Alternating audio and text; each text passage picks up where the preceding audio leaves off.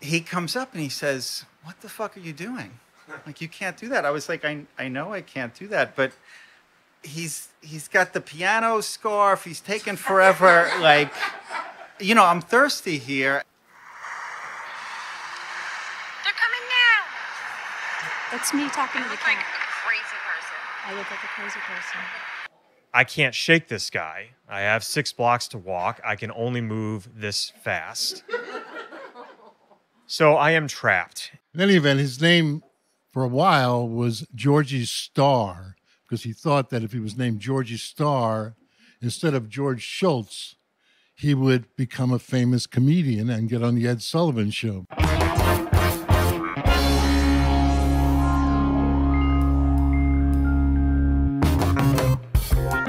It's FAQ NYC Presents, where the only podcast in the only city in the world breaks into its usual programming to bring you new, different limited series. I'm Alex Brooklyn, the pod's founding executive producer, here with Harry Siegel for the third and final installment of Thirst, featuring stories on the theme of a New York minute. These were shared at a storytelling event we hosted earlier this year. In this episode, it's all ink-stained Wretches. You'll be hearing some wild, woolly yarns involving fistfights, found cats, and much more, starting with Michael Gartland and then Ellen Moynihan, both of the Daily News. They're followed by Justin Miller of New York Magazine, formerly my colleague at the Daily Beast, and finally, Mark Jacobson, the journalist, novelist, all-around writer, character, who, among other things, wrote the New York Magazine articles that became the TV show Taxi and the movie American Gangster. Let's jump right in with Michael after this programming note.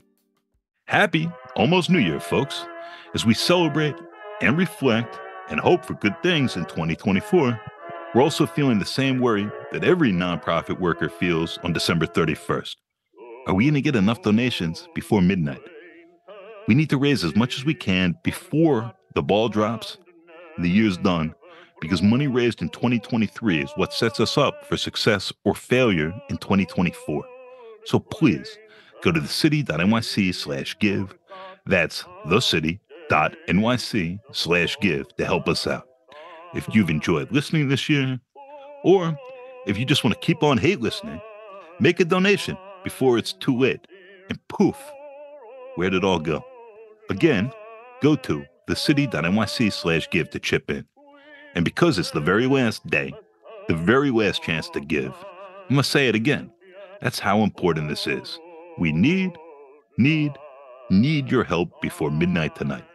And let's be honest, if you're listening to this podcast on New Year's Eve, then you probably need us too.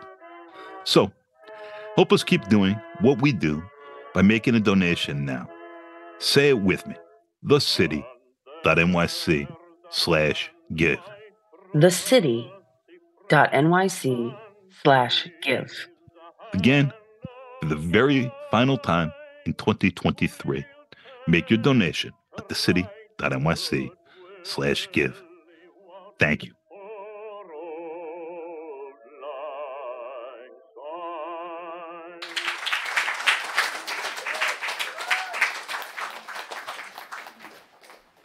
Thank you. Oh, thanks. I'm going to tell, I guess it's a drinking story. Let's see. I used to, back in the 90s, go to this bar on East 5th Street between A and B. I think it's still there. Clayton could attest to it. Called Sophie's. Yeah. And, yeah, okay. I haven't been in a while. And this is probably like the summer of 1999, somewhere around then. And I went in with a couple of friends, and the normal bartender who was there when I'd go was this guy named Shane, but he was, I think, in Thailand. And the guy who was filling in for him was like the bar back, and he wore like I don't know if you've ever seen Fast Times at Ridgemont High with the guy who had the piano scarf.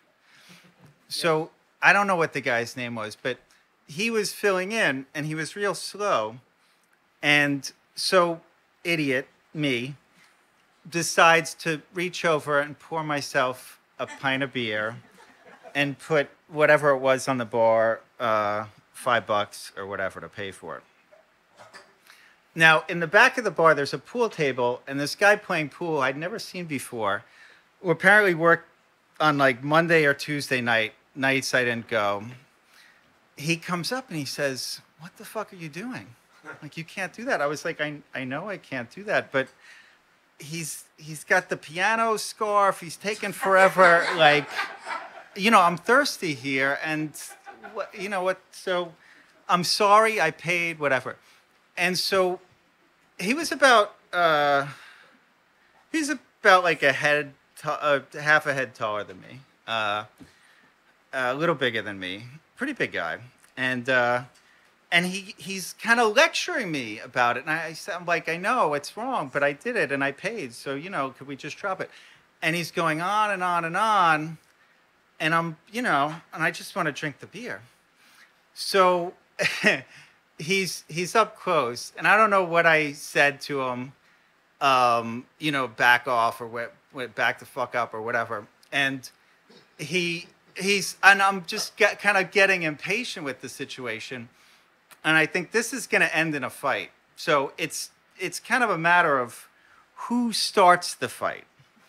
So I said, I'm going to start the fight because we got to get this done with.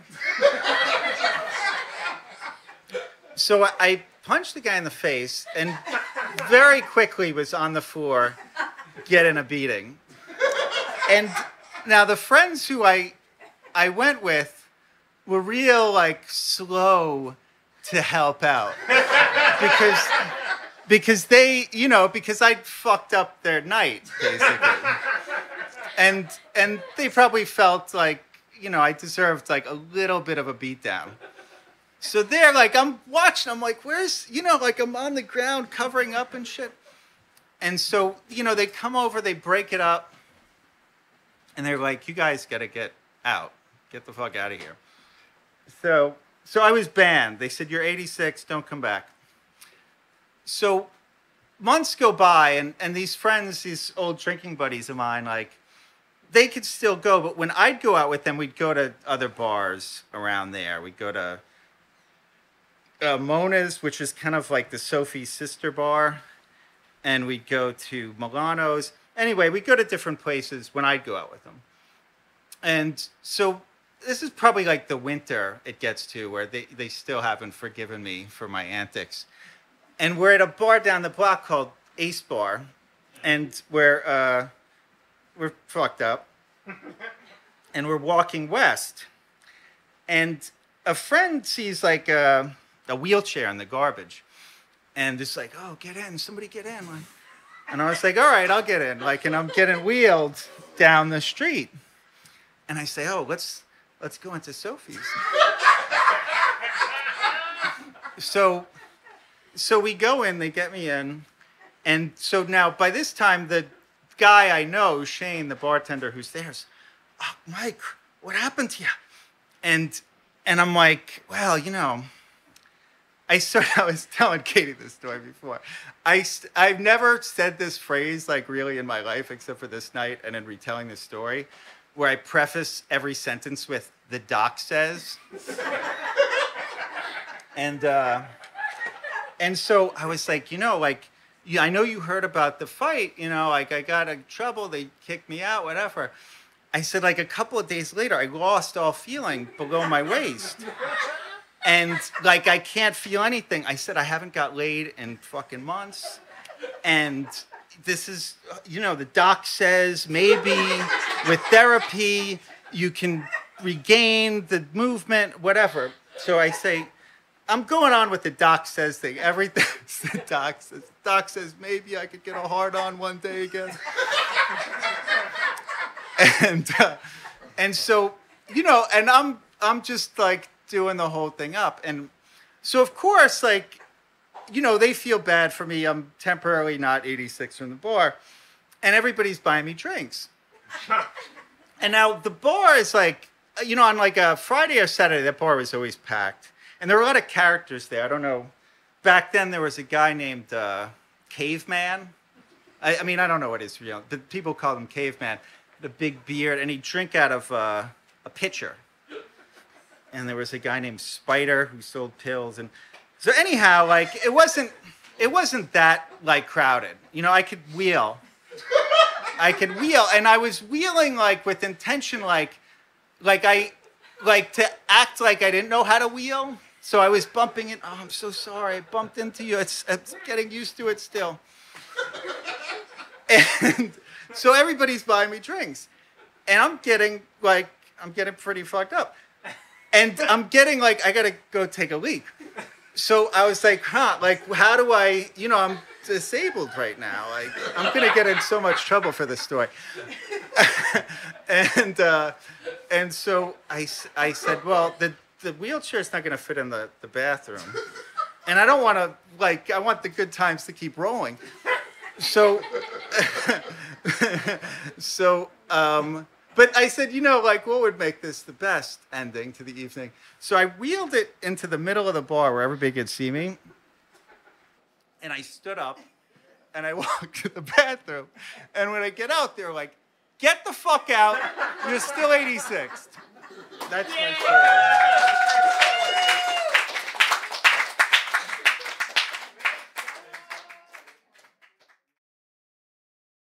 The next person coming up is a Cracker Jack reporter and really, really good friend of mine, and a lover of cats as well. My very, very dear friend, Ellen Moynihan.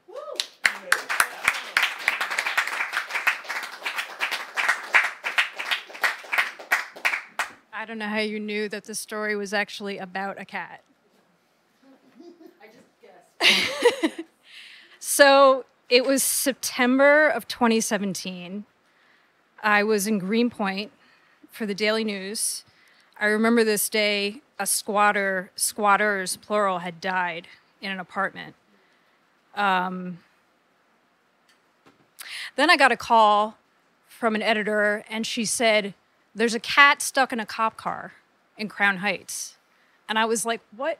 I was just picturing like a cat in the back seat of the car, like kind of bouncing around, like just couldn't get free. And I was like, why is this a story? So I made my way out there. It was at a police precinct on Empire Boulevard. I can't remember the cross street.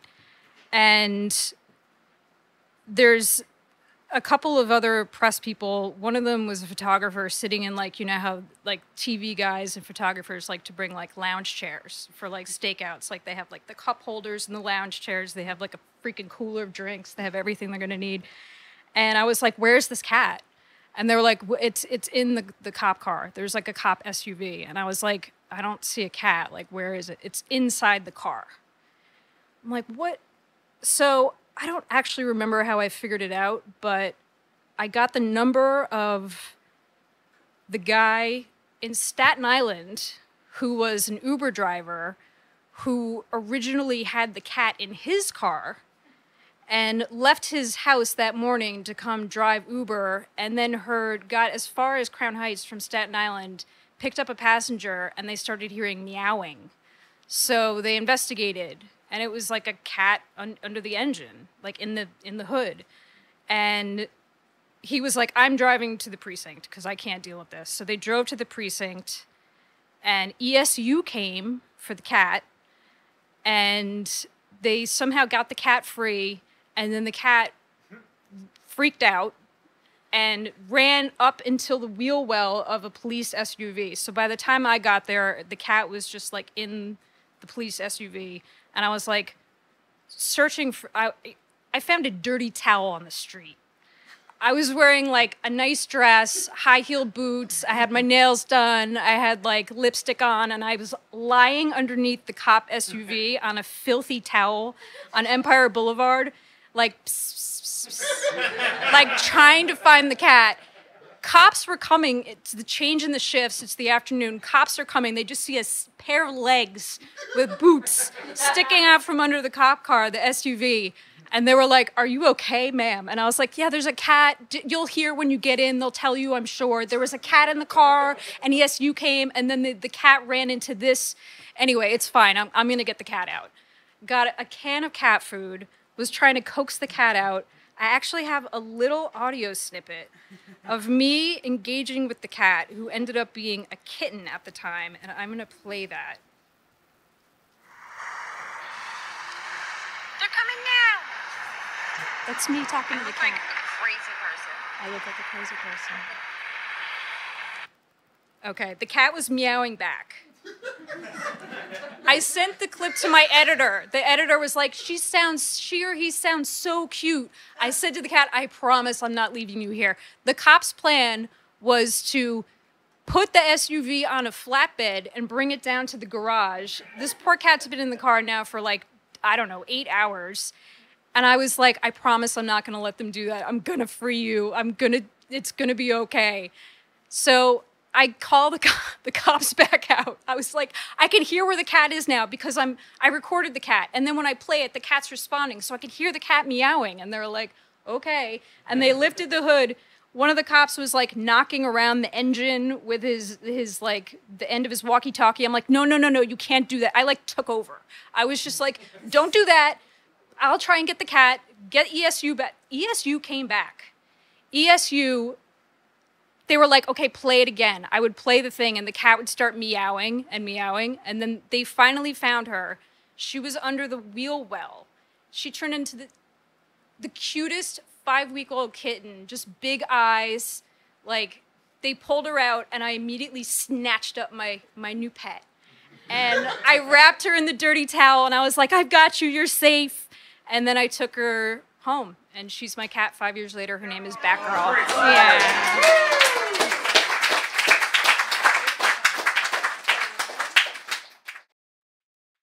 Justin Miller is a fantastic editor. We met at the Daily Beast.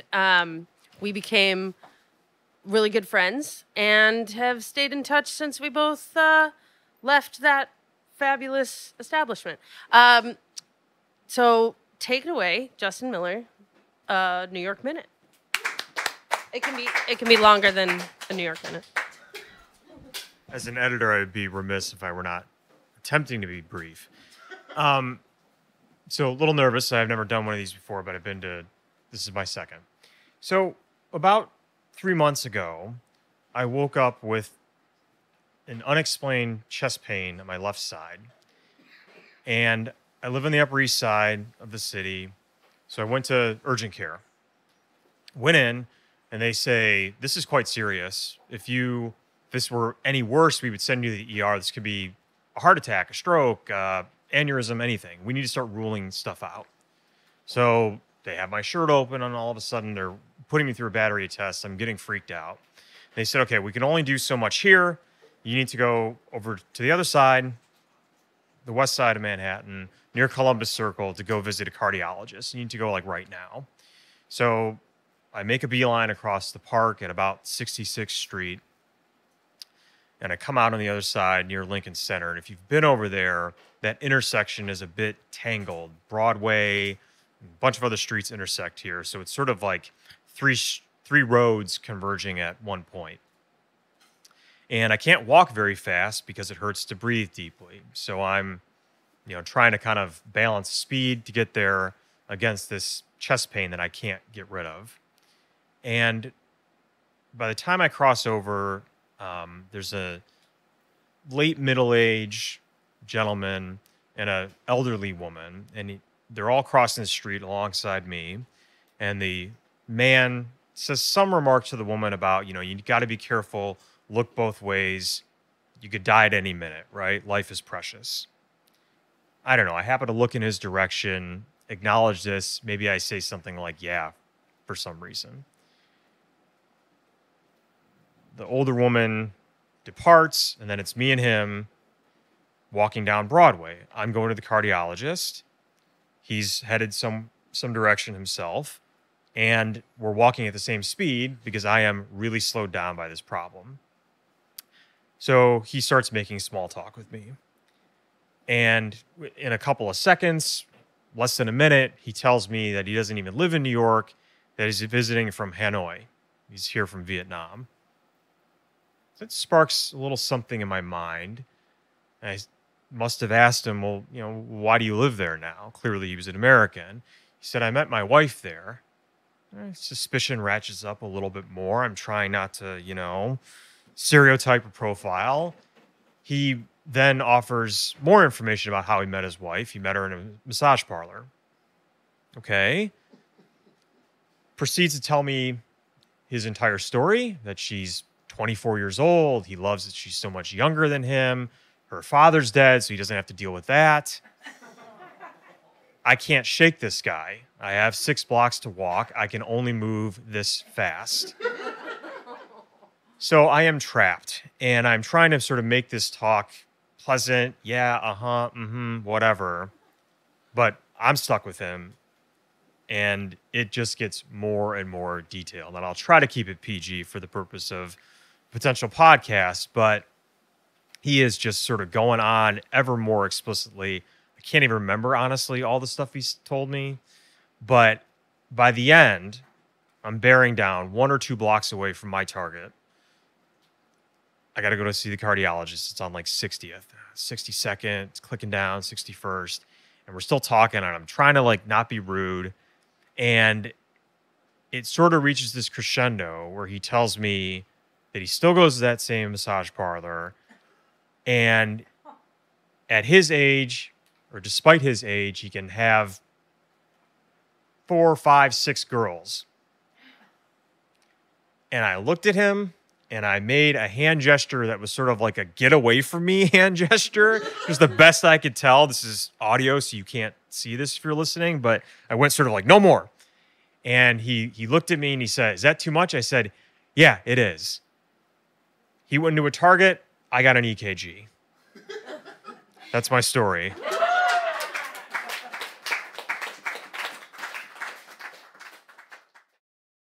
Our New York minutes, we know these are longer than a minute, that the 5-minute recommendation is complicated. We're going to have one more, then we're going to take a quick break. And this is going to be Mark Jacobson, who is much, much more than this, but for the purposes of a quick introduction, is a pretty brilliant journalist, observer, and writer more generally, who you may know from Return to Superfly, the New York Magazine story that became American Gangster, or possibly from the actually pretty incredible New York Magazine article that became the basis of the TV show Taxi. Mark is here on behalf of himself and his good friend Michael Daly, who sadly can't be here. And No. I know. Oh, I'm just finding that out now. I know. Sorry. We missed you, Daly. Mark Jacobson, come on up. Hey, Steve.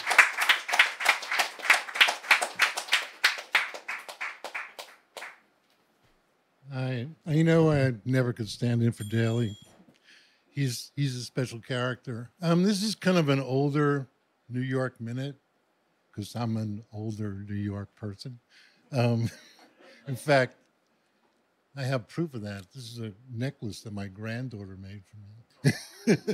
So that's my bona fides. Anyhow, I've written about a lot of people, and what Harry says is probably true. They do sort of run together, but not these people. I mean, they just stay in my mind. Anyhow, I thought I'd do a little memoir, obituary for my old friend George Schultz. Now, George Schultz, we don't know who he is. Nobody does. But he's also dead. So, in any event, his name for a while was Georgie Starr, because he thought that if he was named Georgie Starr, instead of George Schultz, he would become a famous comedian and get on the Ed Sullivan Show, because that's when we're talking about the middle 1950s. So, and he lived in an apartment on Avenue N with 2 other people who wound up changing their names. One was Leonard Schiller. The other one was a guy named Jack Cohn, and they had a 1-bedroom apartment with these 3 Gesundheit Jew guys in there. And Leonard Schiller later changed his name to Lenny Bruce, and Rodney Dangerfield, and Jack Cohn became Rodney Dangerfield, right? So they used to, and George was there, and he was the only one that didn't make it. So he went back to being George Schultz. And he did have some resonance in the comedy world, and a lot, actually, because one time he was hanging out with Rodney, who was his best friend, and they're walking around on the boardwalk in Coney Island, right by the parachute jump, which, of course, in middle 1970s or early 1970s or maybe the 1960s, who knows, was like, there's nobody around except the dead bodies. So like, and George was doing this routine about some Italian thing. He's saying, that nobody shows me any respect. There's no respect. There's just no respect in the world. And he said, Rodney is walking along and he's looking at the girls or something like that. And he said, what's that you said? And then that became Rodney. If anybody knows about this at all, raise your hand if you ever heard of Rodney Dangerfield. So he was quite a character. So that became his big line. There's no respect. There's no respect. So in any event, George, he got it through his head he's never going to make it. So he went back to being George Schultz, and he opened up a comedy club on Emmons Avenue in Sheepshead Bay. Now, I don't know if anybody's been out there, but, as a native New Yorker at age 75, I've been there many times, right? Because my parents used to take me to Lundy's, which was the largest single restaurant in the world. In fact, it was so large that 114 waiters on a single shift were arrested by the INS. It's a true story. So, in any event, so he had a little place there, and he opened a comedy club called Pips, which was, he said, it came from that book, Great Expectations, like it was going to be something, So George would be there, and his wife eventually died. And he lived upstairs above the club with his two sons, who were both teenagers. And he said, one guy, I can't remember their names really, but they were very handsome. And George used to brag about it all the time. So these kids are like Tony Curtis, his real name is Bernard Schwartz. And they're like Warren Beatty's, but I never get dressed in front of them. I said, why not, man? So he says, I can't show them the old ass. Let them live a little bit. The way of all flesh and all that, So in any event, George, he became known as the ear. In other words, he was the guy who could tell you whether someone was funny or not. There's a lot of people that think they're funny, but they're really not very funny. Some people are more funny than they know, So in any event, George had this little club out there, and it was the end of the line, end of the D train line, at least at that time. And it was the stop before Coney Island, excuse me. So and these comedians would go out there, and he said, you got to come on the train, no driving. So they come out there in a D train, and George would say, he called me up because we were friends. And he said, David Brenner is coming today. So David Brenner was a big deal comedian during the 1970s. He took over the Tonight Show from Johnny Carson for a long time before Jay Leno did. So he was a big shot, right? So, and Brenner would come in, and and George would come down from his upstairs place, and he'd be wearing a green terry cloth robe, and his face like this, rubber face, and he'd sit down at the bar. He always wanted them to come in the middle of the afternoon because that's when he got up. So, and he'd sit there like this, and he'd say, okay, go.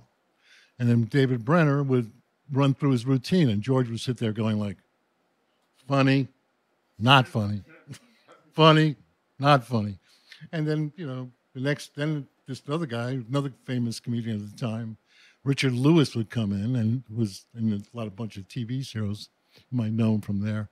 And it was the same thing. Lewis would come in, and he said, I got to impress George. So he'd say, I just came out on the IND. It's like a bad name.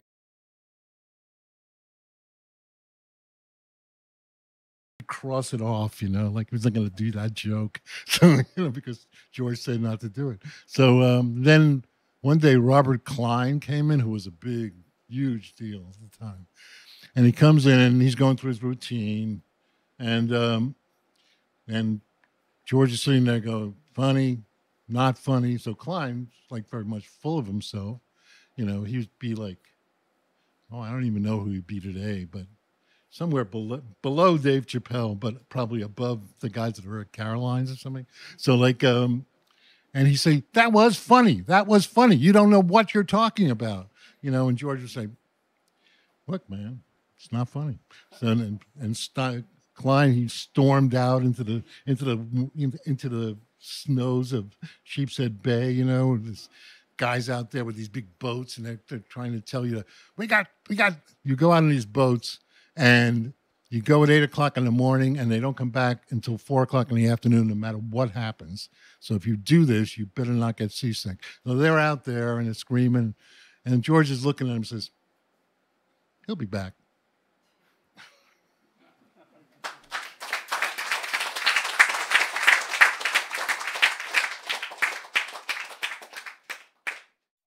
FAQ NYC is a part of The City, a nonprofit, nonpartisan newsroom dedicated to hard-hitting journalism that serves the people of New York.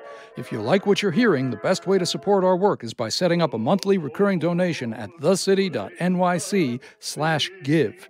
If you already make a monthly donation and want to add a special one-time gift, you can also do that at thecity.nyc/give. FAQ NYC also receives support from P&T Knitwear, an independent bookstore, cafe, and event space on Manhattan's Lower East Side with a podcast studio that can be freely reserved for community use. The podcast is a proud member of the Brickhouse Cooperative of independent journalists, critics, and artists, and is affiliated with the Colin Powell School at CUNY City College, where our co-host Christina Greer is one of the Moynihan Public Scholars Inaugural Fellows. Our hosts for this episode were Alex Brooklyn and Harry Siegel, who's also our executive producer. And I'm our engineer, Adam Chimera. Thank you to our storytellers, Michael Gartland, Ellen Moynihan, Justin Miller, and Mark Jacobson. And to Annie Nocenti for hosting the Thirst Storytelling Salon. And thank you, listener, for joining us and making it this far. Be kind, be cool, and we'll be back soon with more.